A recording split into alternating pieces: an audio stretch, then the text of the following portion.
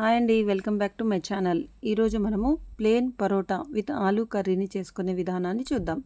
ముందుగా ఒక బౌల్లో 3 కప్పుల గోధుమ పిండిని తీసుకోండి. దాంట్లో కొంచెం సాల్ట్ని కలుపుకోవాలి. ఆ తర్వాత కొంచెం వాటర్ వేసుకుంటూ చపాతీ పిండిలాగా కలుపుకోవాలి.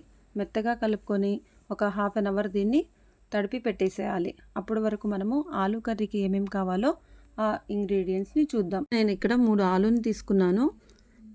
ఆలు, పచ్చిమిర్చి, కరివేపాకు, టమాటా, కసూరి మేథి, గరం మసాలా, కొత్తిమీర, దాల్చిన చెక్క, 3 లవంగాలు. స్టవ్ మీద కుక్కర్ పెట్టుకొని ఒక 2 స్పూన్ల ఆయిల్ని వేసుకోవాలి.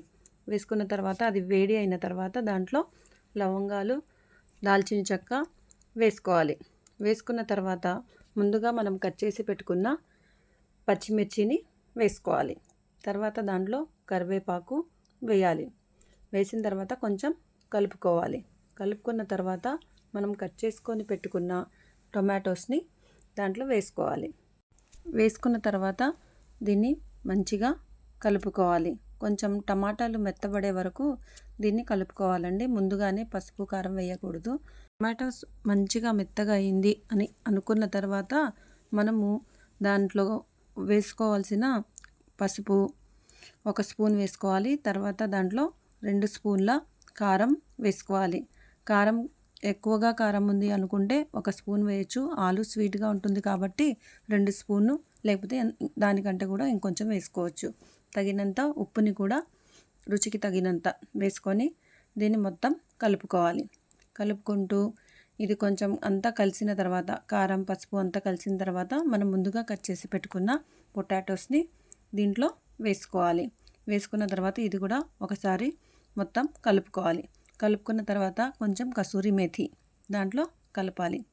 తర్వాత 1 టేబుల్ స్పూన్ గరం మసాలాని కూడా వేసుకోవాలి. వేసుకున్న తర్వాత వాటర్ లేకుండా ఇది మంచి గ్రేవీగా కావాలి అనుకుంటే దీంట్లో 1 కప్పు వాటర్ వేసుకోవాలి. మనకి గ్రేవీ అవసరం లేదు, ఓన్లీ ఆలూ కర్రీలాగా కావాలంటే వాటర్ని స్కిప్ చేయొచ్చు.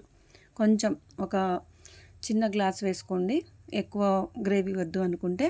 సో ఇది మొత్తం కలిపేసి దీనికి కుక్కర్ మూత పెట్టేసేయాలి. ఇది ఒక 3 విజిల్స్ వచ్చేంత వరకు దీన్ని ఉంచాలి. కర్రీ అయ్యేలోపు మనము పరోటాలని చేసుకుందాం. ముందుగా తడిపి పెట్టిన పిండి తీసుకొని దానికి బాల్స్ లాగా చేసుకోవాలి. రౌండ్గా చేసుకున్న తర్వాత మనము పొడి పిండిని ఒక్కొక్క దానికి పొడి పిండిని అద్దుతూ చపాతీలాగా రోల్ చేసుకోవాలి.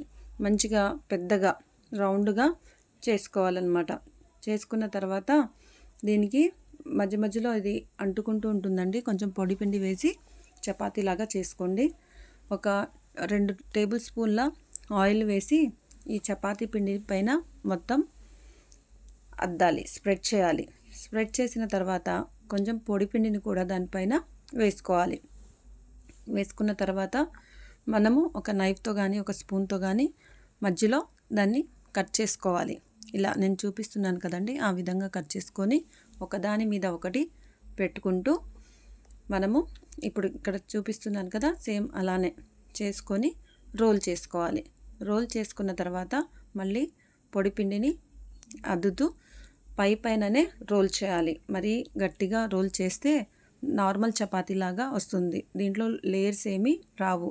సో అందుకని పైన మనం రోల్ చేయాలి. రోల్ చేసుకునే ముందు నేను స్టవ్ పైన ఆల్రెడీ పెనం పెట్టి ఉంచాను. అది వేడి అయ్యేలోపు నేను ఒక 2 పరోటాలని చేసుకున్నాను. సో పెనం మీద వేడి అయిన తర్వాత ఈ పరోటాని వేశాను. కొంచెం ఆయిల్ కానీ నెయ్యి కానీ లేకపోతే బటర్తో కానీ మనము దీన్ని కాల్చుకోవాలి. మాటికి తిప్పకూడదండి. ఇది తిప్పడం వల్ల ఇది గట్టిగా కూడా అవుతుంది. సో పచ్చిగా లేకుండా ఒక సైడ్ మొత్తం కాలిన తర్వాత అప్పుడు మీరు తిప్పి చేయండి. సో ముందుగా మనం చేసి పెట్టుకున్న ఆలూ కర్రీ అయిందో లేదో చూద్దాం. రెడీ అయ్యిందండి. దీంట్లో కొంచెం కొత్తిమీర వేసుకొని ఇది మొత్తం ఒకసారి కలిపి ఒక బౌల్లో తీసుకోండి. చూసారా, వేడి parotta with aloo curry ready. Thanks for watching అండి.